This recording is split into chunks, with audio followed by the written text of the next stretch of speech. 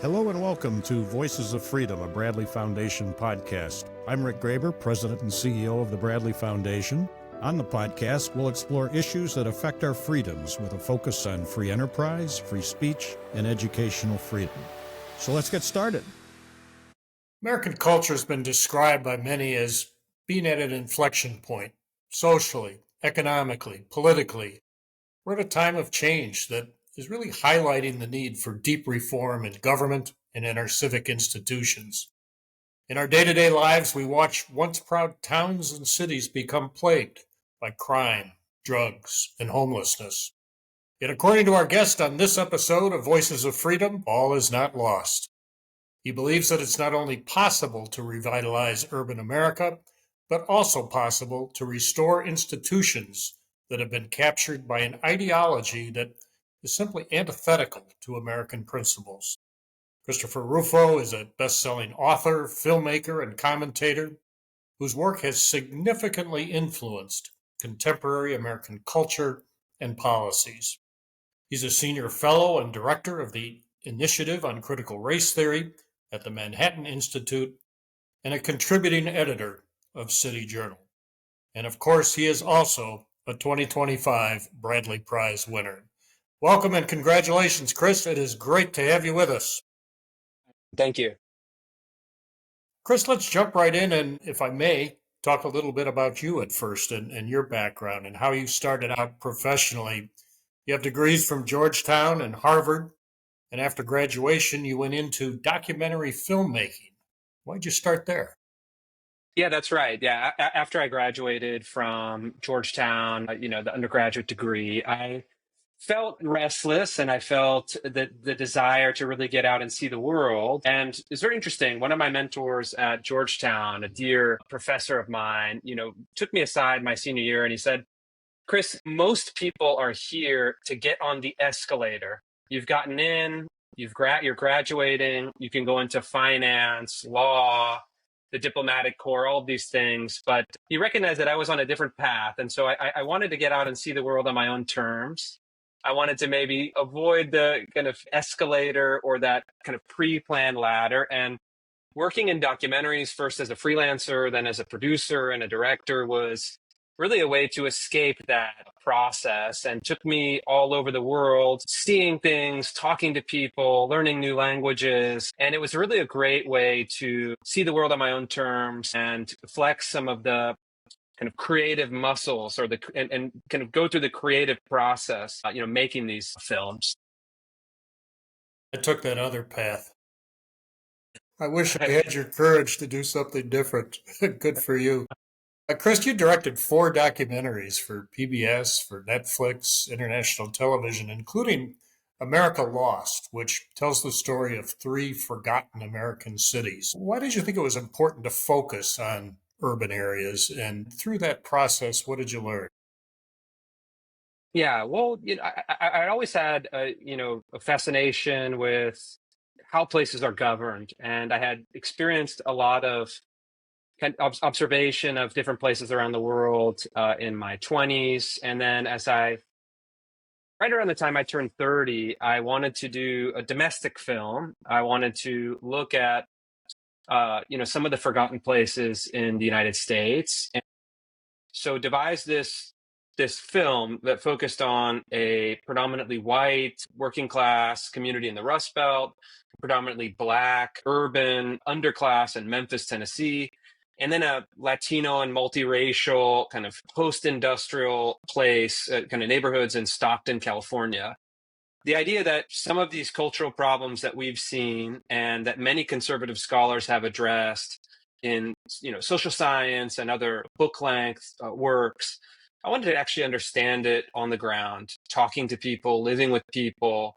And so I spent 3 years in and out of these places, telling some of these stories and then at the same time doing all of my homework to understand them politically better, to understand them economically better, to understand what was driving this great separation. You have very affluent places in the country and then these, forgotten places. And so that was the film for me that kind of took me on this new path and really helped me start thinking about some of these bigger social and political questions. And, without which I don't think I would be, where I am today. So you really spent months in each of these cities. Probably got to know them pretty well. Yeah, for sure. Yeah. I mean, it was over the course of 3 years of heavy field work. So spending, weeks and weeks at a time, off and on throughout the year. And so you get to know people, right? You become a kind of familiar face in some of these communities, and you're there at the most intimate moments in people's lives. You're there when someone's father is getting out of prison. You're there when they're closing the casket on a murder victim. You're there when someone is, family is, giving birth to a new child. And so we were there in all these big human moments. And the idea was to compare some of these individual human stories to these broader social questions. And one thing that I did actually that didn't end up making it in the film, we cut all of it, which was an enormous expenditure of budget. But I interviewed a lot of the scholars from, both sides of the partisan aisle that had been talking about some of these issues. So I saw, Robert Putnam at Harvard. I saw Charles Murray down in, Burkittsville, Maryland. I talked to a whole range of people, Francis Fukuyama at Stanford. And so even though eventually the interviews actually had to be cut, because of the kind of narrative flow of the piece, those interviews really, and the accompanying reading really helped me start thinking in those terms and start weighing the evidence, weighing the arguments about what's happening to America. And I think, I didn't intend it this way. I started making the film in 2014, but it was also happening right at the time where Donald Trump was making the entry into the political scene. And although it's not about Trump at all, it's not, directly, partisan political in that sense. I think that this has been a sub-theme, kind of over the last 10 years, whether it's, J.D. Vance as the avatar of the forgotten places in the Rust Belt or Appalachia, or some of these other, kind of social and economic questions. And so I like to think that I had an early window into this and a very substantive window into this, not just, writing an op-ed or having a hot opinion, but actually having done the work and experienced it, not directly through my own life experience, but through observation, through relationship, through, direct access. Even though they're three very different cities geographically and demographically, did they have a lot in common? They did. The flavors are different, right? I mean, the local kind of distinctions are real, but they really all did have some of the same problems fundamentally. And the problems were, all encompassing. The basic problem of economy. So this is something that is now kind of surged back into the conversation in recent months. These were all kind of blue collar, working class, industrial places. And so the factory economy really held them together and provided a path for, upward mobility into the middle class. Those things started to disintegrate for a wide variety of reasons, but started to disintegrate in the post-war period. They have social problems. Most notably, these places have almost total absence of intact families. Somewhere between 60% and 95% of the families in these places are single parent families. So that was another critical theme. And then you have, as the social and spiritual problem, you have a kind of disappearance of the old moral structure. And so if you look at a place like Youngstown or Memphis, even Stockton to a lesser extent, you see empty churches as a symbol of this process, right? The old kind of moral institutions that were there, through neglect, through disuse, through destruction, have ceased being an influence in these places. And what you have in all three cases is the total replacement of those institutions by the state.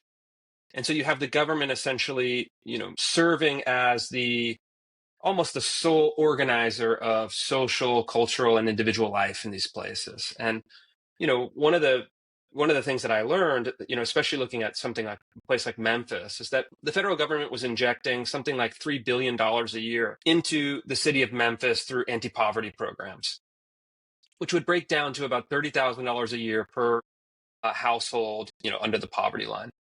And you'd think this is kind of an enormous sum of money that has been spent year after year after year, and yet it's grinding down these places and really failing on its own terms to solve some of the problems that were these solutions were proposed in the 60s. And so one of the conclusions that I had was that we've been living with this status quo for a very long time. The evidence suggests that it has completely failed, but we find ourselves also in this difficult political moment where people aren't really talking about it. No one is proposing a solution. And there's little hope that these programs can be reformed. And so I'm interested in that. And again, even now, my own political work is not focused on this, partly for those reasons. It's very hard to actually change some of these policies without a filibuster-proof, majority in the Senate, essentially. But I still think that they're important, and I think it's a good backdrop for all of the other political conversations we're having. Is it fair to say, Chris, that the experience you went through, the process you went through with your time in these cities, really in many ways turned you into an advocate for solutions to the problems that you were seeing in those places?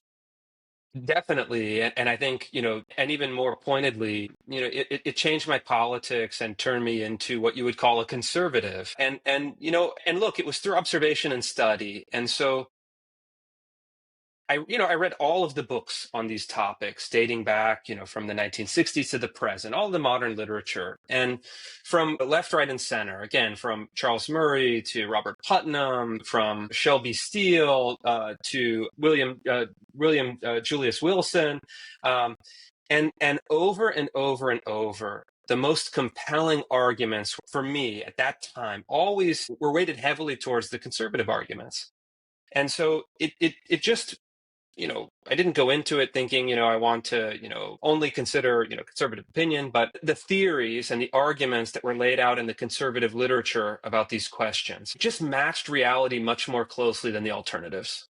It just says, this is exactly what I'm seeing after spending years on the ground studying these things in the field. And so, my politics is not first ideological, but my politics is really first an empirical politics to say, well, how can I understand what I'm seeing and which arguments seem to be the best explanations for the problems I'm observing? Interesting. Let's switch gears a little bit. Many people have tried, and frankly, many people have failed to reverse the ideological capture of institutions, especially when it comes to higher education. And it's just not easy. That's a fact. You have been able to challenge the institutions, and in the case of some very well-known Ivy League universities, had more than a little role in causing leadership changes to occur, very highly publicized. What worked for you that didn't work for others?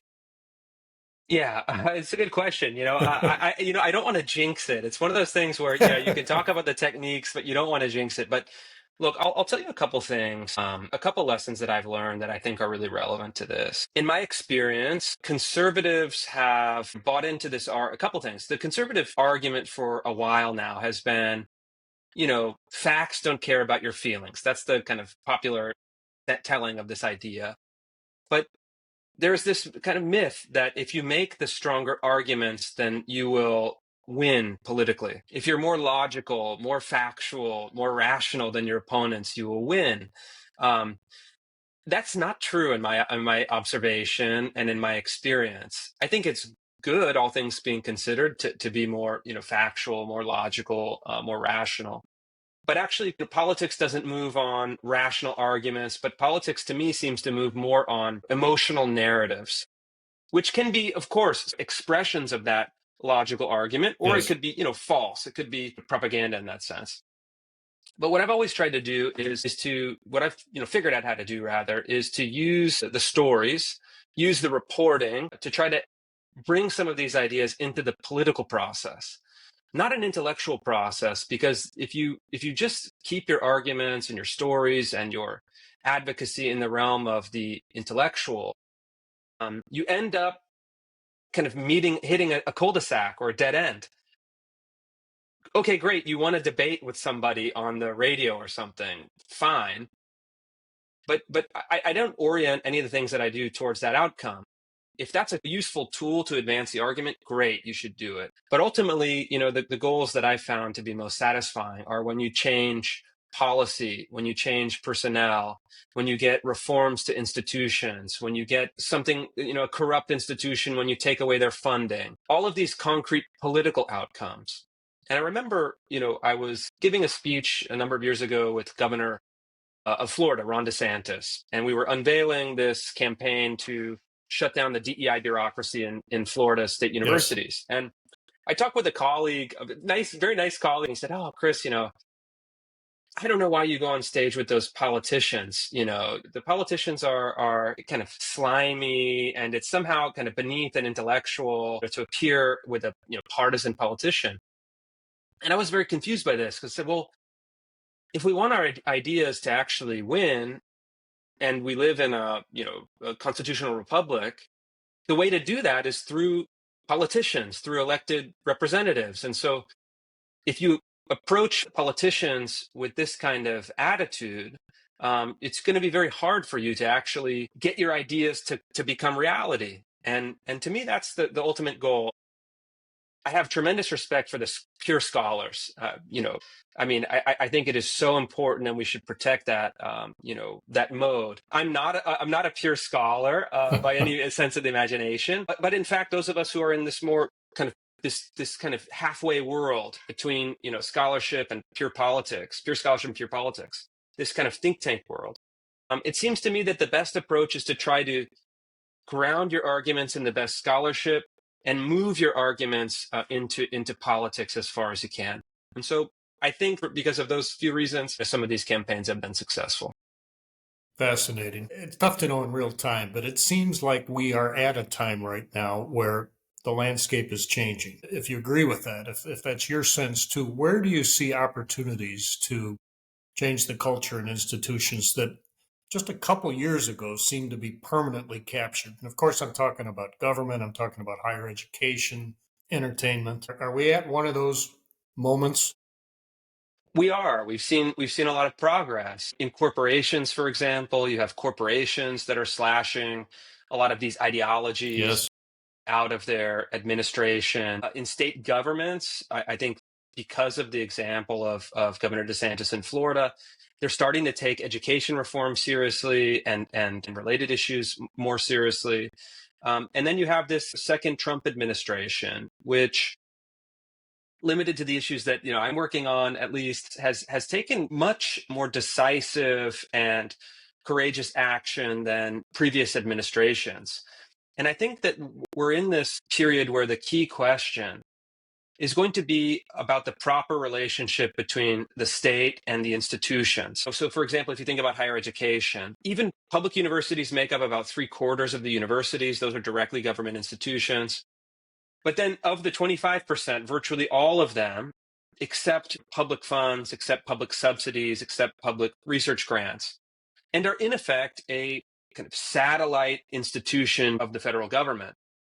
And the president in recent weeks has made what I think is the right and prudent decision to contest the relationship and to say there are reciprocal obligations. If you're going to take billions of dollars in public funding, you have a minimum requirement of upholding, the following standards and conforming with the following laws, including the Civil Rights Act of 1964.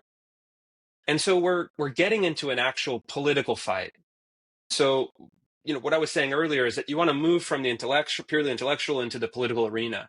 That's really what's happening. And obviously, you have to do it wisely. You have to do it intelligently. You have to do it with some tactical sophistication. But this is really the question. And the conservative argument that has been built over the generations, which is a true argument, people like Roger Kimball or Mark Bauerlein or these great scholars and writers and journalists of the past, James Burnham going further back than that, they've established the argument for us. But the moment was not quite right. The moment was not open. And I think that moment really opened up after 2020.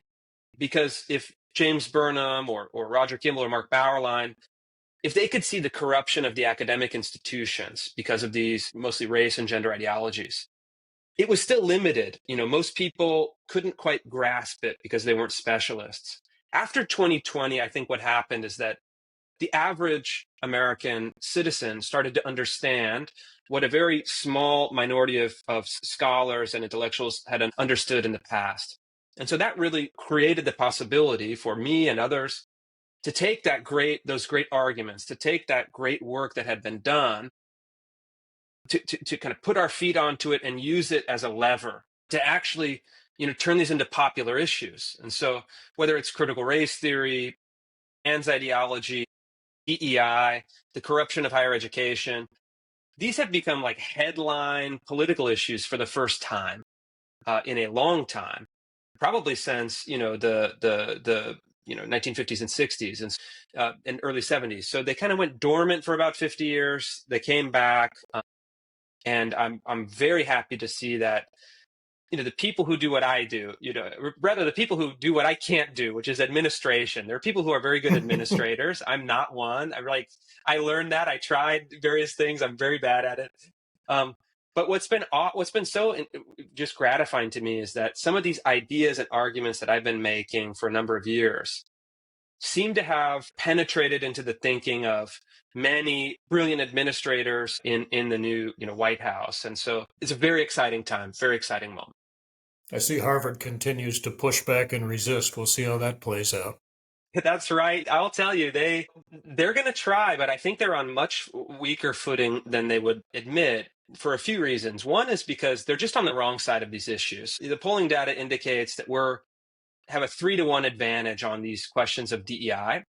And so any campaign consultant will tell you, if you have a 3-to-1 advantage on an issue, absolutely, you are in a great position. But second, what is their leverage? Harvard is getting like $2 billion from the federal government, from taxpayers. And so it seems to me that the president and the administration have all of the leverage, because they can say, all right, you don't want to come to the table? No money. You have to get into compliance with civil rights law, or you don't deserve the public trust. And I think that the Trump administration has the financial leverage, and the universities made a very dangerous deal in the past. They sacrificed their independence for federal dollars. Now they're finding out that those federal dollars have strings attached. And I think it also demonstrates the wisdom of Hillsdale College and its current president, Larry Arnn, who made the more difficult initial decision to refuse federal funds. But now they have their independence intact. And so I think that a lot of these older arguments that might have even appeared strange to people are starting to make a lot of sense. And I do wonder whether the lawyers and administrators at Harvard are starting to realize that they actually are beholden to the government through their own agreements. And then this creates a large risk for them on the other side. Yes. There have been some pretty solid signs, including electoral signs, that the younger generation is gravitating towards values and ideals traditionally tied to free enterprise, to liberty, to free speech. You think that's right? Are you seeing the same thing? Yeah, I am. You see it in the polling data, and then I see it even with my own oldest son as a teenager. I see it kind of with his friends, kind of peering, kind of easing in on the conversation. Yeah, I mean, look, a lot of these ideas that have been circulated on the left they're stifling, they're unjust, they're often absurd. I mean, just kind of falsification of reality. And young people have a natural inclination to question these ideas. I think that's healthy. And also, but what I think is happening as well is that there's been this myth. I mean, largely because it's been true for the last half century, but there's this myth that that people in the arts and then people under the age of 30 are always liberal or left wing. Yes.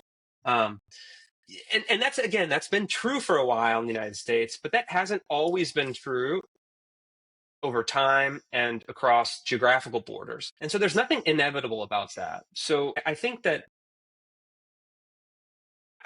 this is perhaps the beginning, and again, we'll see where it goes, of a bigger realignment. And so I'm excited about that. I think that's good. And I hope that, and even in my background in the arts have grown tremendously stale as well. And so I think that while I'm directly involved on the political side, trying to notch political victories, I think that there will also be corresponding cultural victories.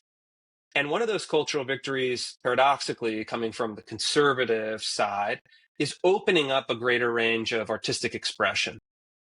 And I think real artists are chafing at a lot of the artistic institutions, the gatekeepers, the funders, the prize committees, of course, not the Bradley Prize Committee, but lesser prizes like the Pulitzer and the MacArthur Genius Award. But look, these awards, I mean, they've been cheapened, they've been ideologized, and they don't have the kind of sway that they used to in the past. And I think that's good. And I think new expression, new hierarchies, new institutions, are sorely needed. Do you think the rise of independent media has contributed to the cultural shift we're seeing? People just have so many more and different options to get their information, and they're going to those more and different options. Definitely. I think that's right. There's, of course, it's a double-edged sword. There's good and bad to that. Yeah, I think that what's been interesting to watch, and I've watched it from my film career to the present, the internet has really changed the arts and also changed politics and changed journalism. And so you used to have a limited number of institutions that were debating each other, gatekeepers. And now it's really opened up so that even individuals can enter into the conversation in a way that they couldn't have previously without the approval of, the National Review or the Weekly Standard or the Atlantic or the New York Times. And so, look, sometimes that's good, sometimes it's bad. You have less quality control, which is a Yes. problem that we can solve. But you also have a bit more freedom, a bit more latitude to bring new ideas and new people into the conversation. And so, on the whole, I think it is good, even if it requires some of those institutions to change how they operate. I think it's good, and I think that a lot of the reason, that um, a lot of the reason that in recent years we've had some of these successes um, is because we have direct access to the public. Yes. Those of us who are reformers, we have direct access to the public, and then also a feeder system into the media, right? And so an idea that circulates on Twitter can then go on to Fox News, can then end up in a policy on the governor's desk.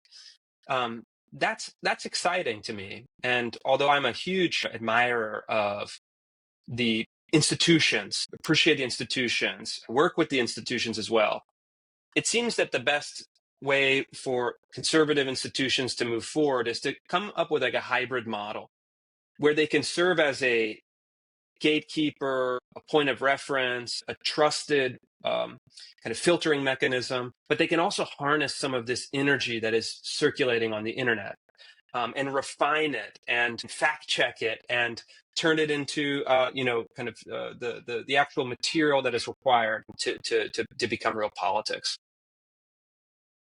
Last question, Chris. You've taken a somewhat unconventional path to becoming a cultural reformer. Given that path that you've taken, what's it mean to you to win a Bradley Prize? Yeah, it's great. It's a huge honor. I've thought about this a lot since we first chatted and you broke the news. Many of the people that I admire from the kind of older generation, I looked up to as maybe mentors or at least inspiration by reading their work, have won the Bradley Prize. And so this was always on my radar. It was always something that I thought this would be a high honor. But I also recognize that I'm, not the typical, recipient, a little bit different. And I think, one of the things that I've reflected on even since the beginning is that I sometimes find it still kind of amusing and maybe a little bit strange that I ended up here in the first place. I'm not a temperamental conservative. I'm not a cradle conservative. I didn't come up in the kind of conservative institutional world, the kind of ladder of the conservative world, but I found myself here later in life, let's say after 30, so kind of later than the beginning career, because I think the ideas are right. That's how I first got into it. I got into it because I did the reading and I said, these are the right ideas. And I really then dug into the whole tradition. I mean, as deep as I could, back to the founding, reading Jefferson and Adams and Paine and Samuel Adams, my favorite founder. And so I see this continuity and I see this participation in the tradition. And the Bradley Prize to me is part of that tradition.